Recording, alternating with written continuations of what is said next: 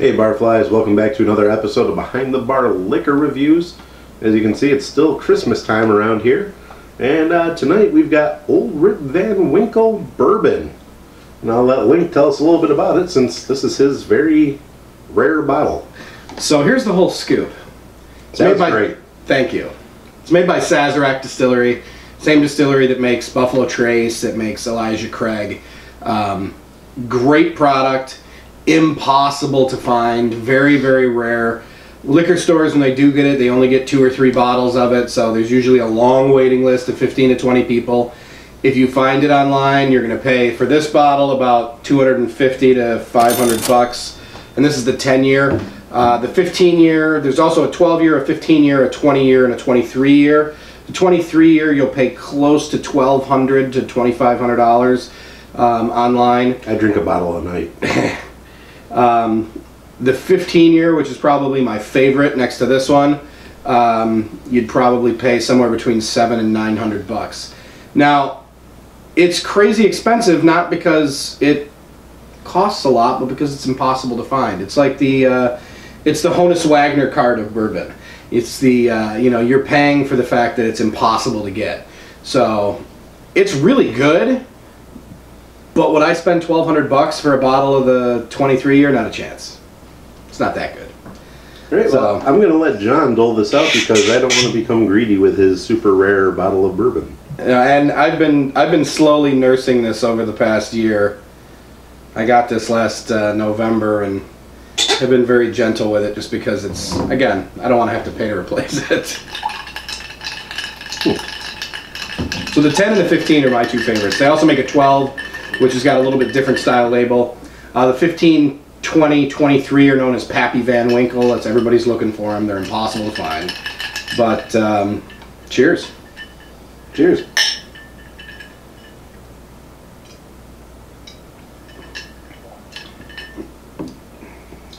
That's damn good.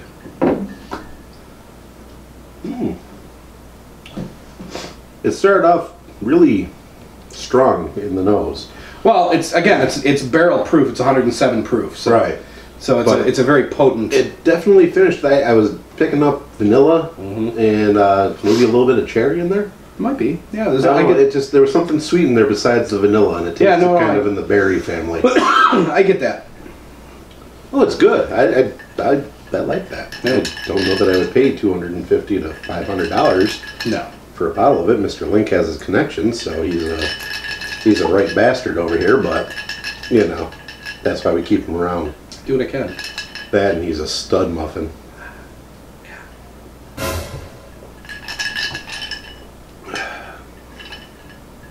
Each sip, though, gives you that blast in the nose. And that first blast, I'm not liking that first blast. Well, again, you'd want to splash a little water in this, like most whiskeys, to kind of calm it down and bring out the aromatics of it.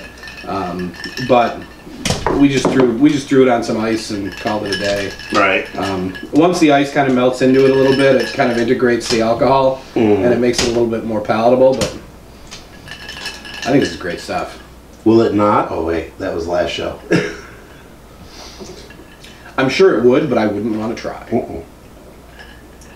So I'm gonna say, if I'm rating this on our generally pretty rough scale that we have, besides this dog that's really rough to get up on the couch so he doesn't go walking around, I'm gonna give this guy a soup. Soup is what this one gets. All right. Beef barley. All right, and I'm gonna go cream and tomato. All right.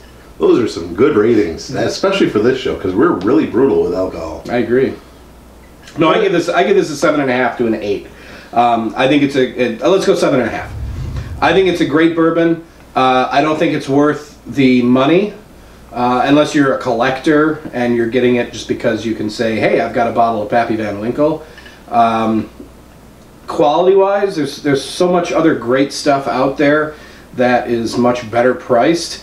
The Elijah Craig 18 is fantastic. Some of the Suntory products from Japan are amazing.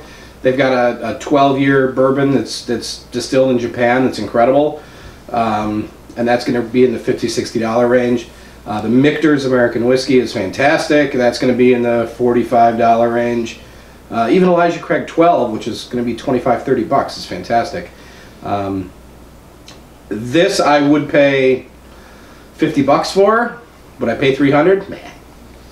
Yeah, I was going to be right around where you were at the 7.5, but I almost felt bad because of how much it costs. But cost doesn't always dictate flavor and how good it is. So a 7.5 is fair. I think for that price you can do better. If you go back and you watch our Scotch tasting, a middle of the road $50 one was the winner because it had excellent flavor. It wasn't the best flavor of the bunch, but excellent flavor, and the value made it our winner.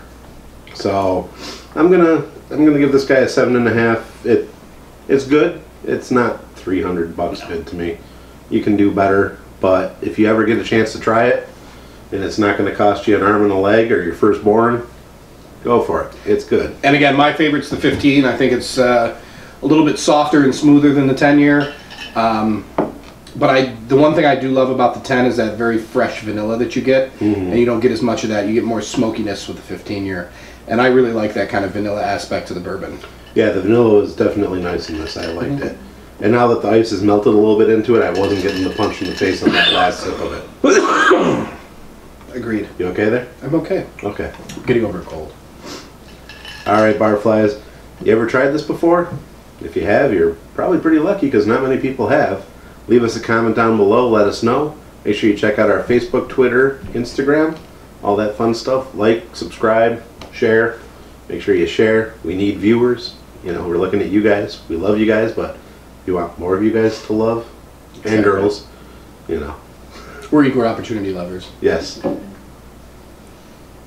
Okay then. All right. That's enough of this. Yes. Happy New Year to everyone. I hope you enjoyed your Christmases, Kwanzas, Hanukkahs, all that fun stuff. Festivus. For the rest of us. Yep. And have a great 2015, everyone. Cheers. Cheers.